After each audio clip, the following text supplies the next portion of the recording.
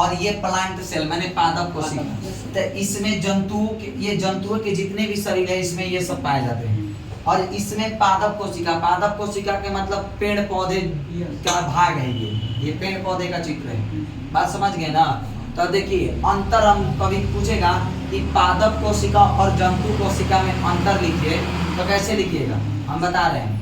ठीक है, लिखिएगा कि पादप कोशिका में ग्लोजी बॉडी पाई जाती है और प्लांट सेल में भी क्या पाई जाती है, ग्लोजी बॉडी पाई जाती है कि नहीं।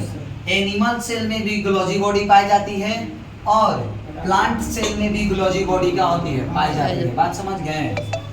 फिर लिख सकते हैं जंतु कोशिका में माइक्रोकॉन्ड्रिया पाया जाता है और प्लांट सेल में भी क्या पाया जाता है, माइक्रोकॉन्ड्रिया पाया जाता है कि नहीं।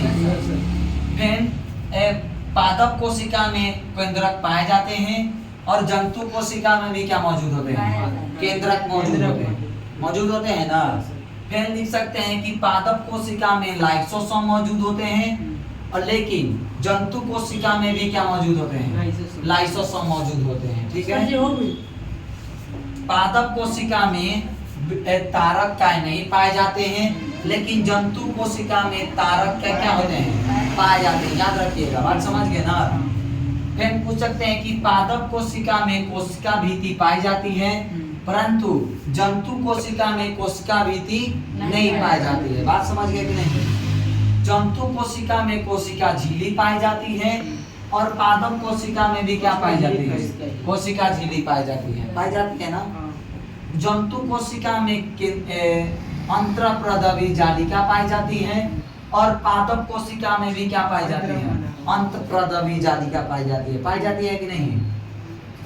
एनिमल सेल में कोशिका द्रव भी पाए जाते हैं और पादप कोशिका में भी क्या पाए जाते हैं, कोशिका द्रव भी पाए जाते हैं। नहीं पाए जाते हैं, सब में भी कोशिका द्रव पाए जाते हैं।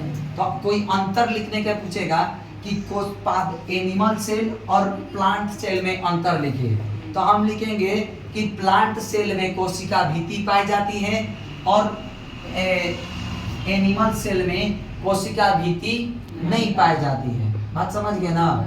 फिर लिख सकते हैं कि एनिमल सेल में माइक्रोकॉन्ड्रिया पाए जाते हैं लेकिन पादप कोशिका में भी माइक्रोकॉन्ड्रिया पाए जाते हैं।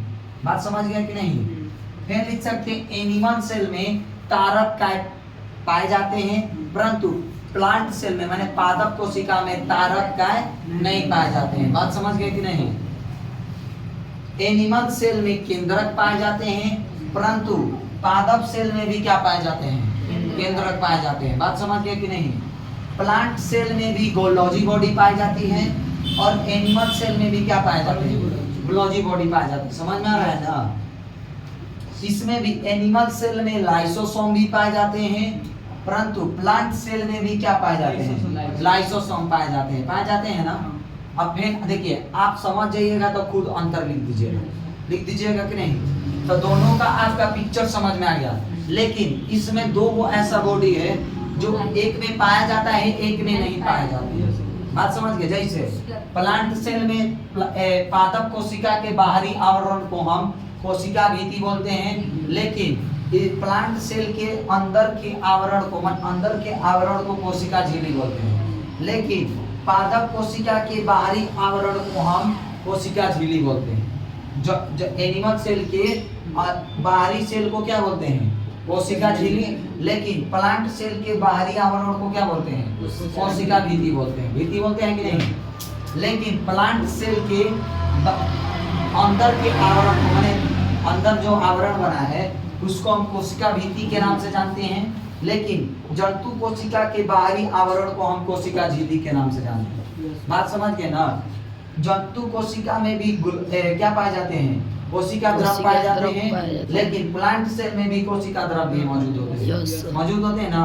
तो आपको तो बहुत अच्छे से ये इसका अंतर समझ में आ गया होगा। किसी को डाउट बोलो नहीं ना।